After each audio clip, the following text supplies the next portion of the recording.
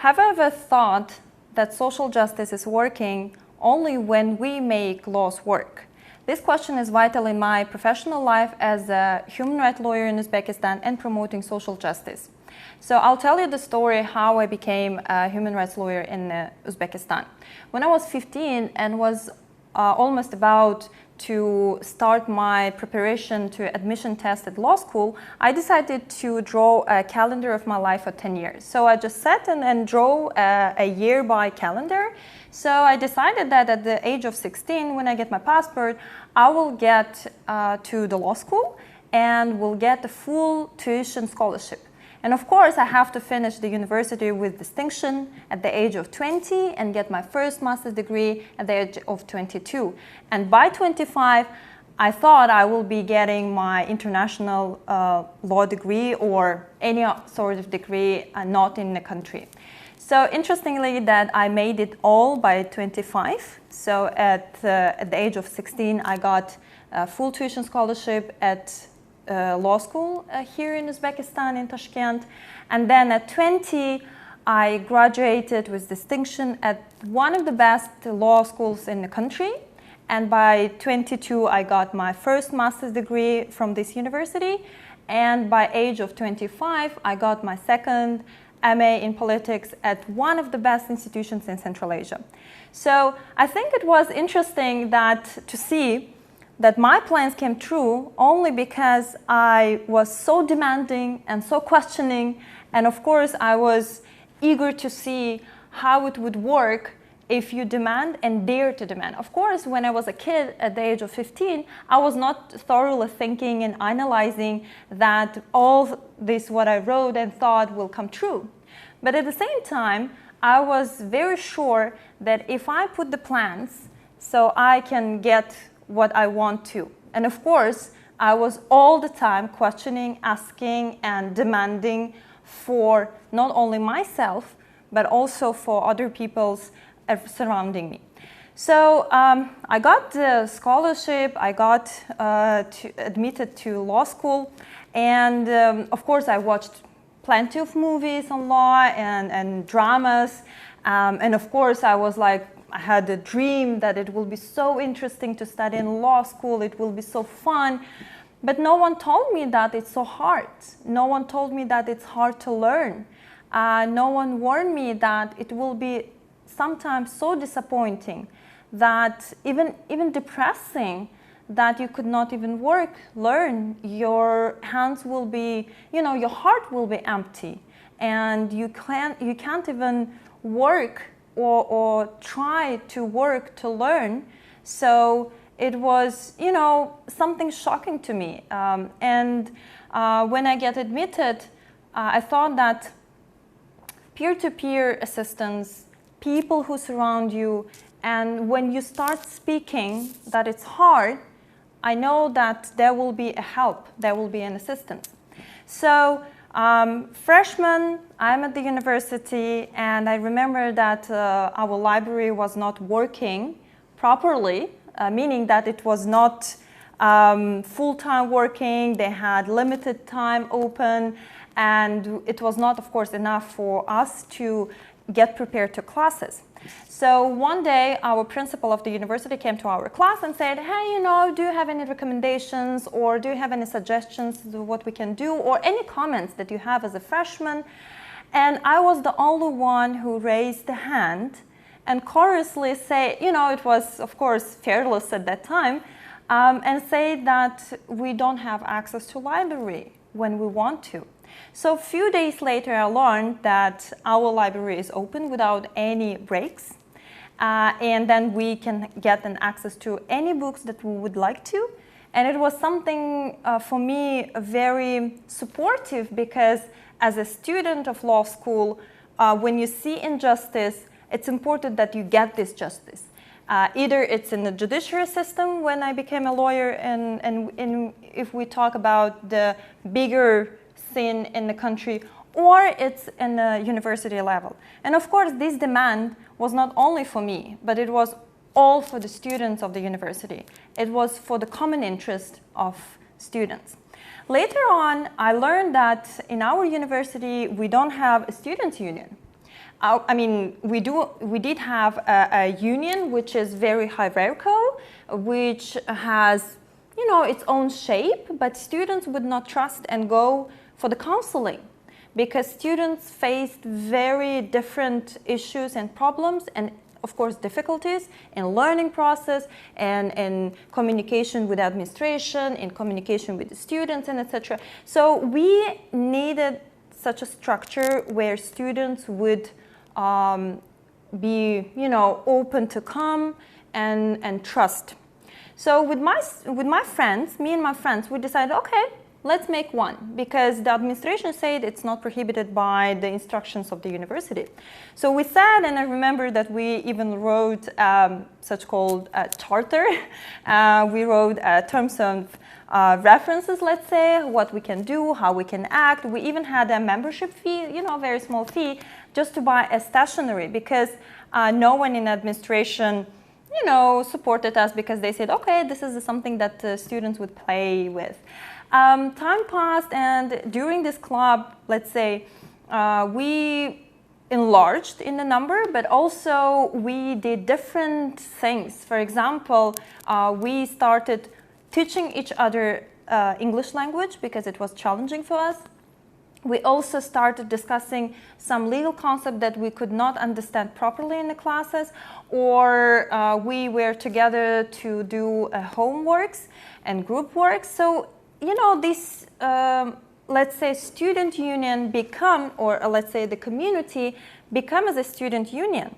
And after a year, I remember that our dean came to us and said, you know, we decided to help you. We decided to assist you and provide with stationery, with a separate room, and etc. So it was admission of our community by the administration, and it was a lot support for us, and, you know, lifting up as a law student. And again, it was not only for me, or it was not only for a couple of people, but it was for bigger community. It was for my group mates. It was for the students who sometimes could not afford themselves as individual tutorship, or for students who was in need of community to belong. So it was one of the structures that we created by ourselves. It was created by ourselves in the university. Next stage of my, you know, realization that social justice has to work only when we demand and make the laws work, it happened in the internship. As you know, each law student has to undergo the internship at the judiciary or law enforcement. Of course, it happened to us. When I was there, of course, I was so excited because it's another experience to see how prosecutors work, how the investigation works, how the justice and trial is fair in the judiciary system. But no one again told me and warned me that it's sometimes so disappointing, sometimes it's so hard to accept the reality, and sometimes it's just another universe that you have to realize and accept. So then one very key thing that was bothering me a lot, it was access to professional counseling or access to legal consultations and legal assistance. Back at that time, I was thinking, why people are not coming and getting free legal consultations or would not pay for that? Of course, later on I learned that in Uzbekistan, as in many other developing countries or even developed countries, it's something expensive, and it's sometimes it's not accessible in various reasons.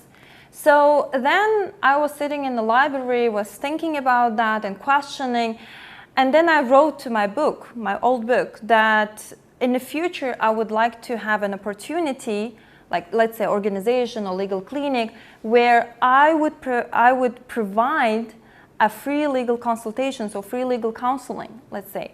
So then I forgot about it. Time flies. I started working professionally in law, and in 2019, when this question again and again bothering me, I said, okay, what can I do in this sector?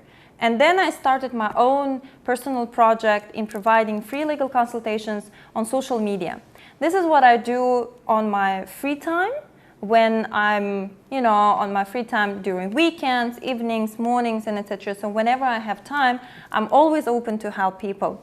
And then I recently found out this my old book, and I saw what I wrote and was impressed that actually I made it, because this, let's say, big dream of a student of law school became a true after several years. And I think it's also, again, it's not for me or for my family, but it's for extended community. It's for the society. It's for the people. This is how I started practicing in real life human rights law to seek for social justice in the country. And I think throughout my study at the law school, I learned to be passionate about what I'm learning. I realized that real life, it's different, but you always have to find out the ways when you can make the law work for the social justice. The university, I think, is the place where you can practice your skills, when you can learn and be ready for real life. Because what I've experienced myself being a student at law school, this was always challenging that I have to overcome. So I saw this, let's say, sort of injustice in my university, and I said, okay, what I can do? And then when I did, I was satisfied with the results. So I think this was something that I already planned beforehand, that human rights and international public law would be the sectors where I will be working on and I will be professional at. I remember one of my professors said that public law and international law, it's very interesting, it's exciting, but at the same time it has too many challenges. Of course, at that time I was not sure what he was thinking or talking about, because I didn't understand why it's difficult. It's so simple, it's so interesting, it's much better than the criminal law, or let's say much better than corporate law. But then when I started practicing, now I understand fully what he meant about challenges. It's all about the courage, and it's all about the motivation that drives you to seek for social justice. It drives you to make people, groups, and the government implement the law where law will be working. So I think now, of course, I'm grateful that this was in my mind always, but now I'm successfully practicing the law to seek for social justice, not for me, but for the community and for the society, to promote that social justice and law actually can be real in our communities, in our society, in the country, and even in the world. So once my father told me that knowledge and experience, these are only things that will last forever in your life. The rest of the things is coming in, going out. So that's why I think it's important to learn always, not only being as a student, and always try to experiment with your things you do. Always try to make something useful. Do not afraid of asking questions. Do not afraid of trying new things. Challenge yourself. Do not afraid to ask counseling, ask an assistance and help. And I think it's important always to be ready to help, ready to provide without any prejudice, of course, and without any discrimination. Because as a lawyer, it's important to be impartial. It's important to be ready, get the challenge, and find a way of solving this issue.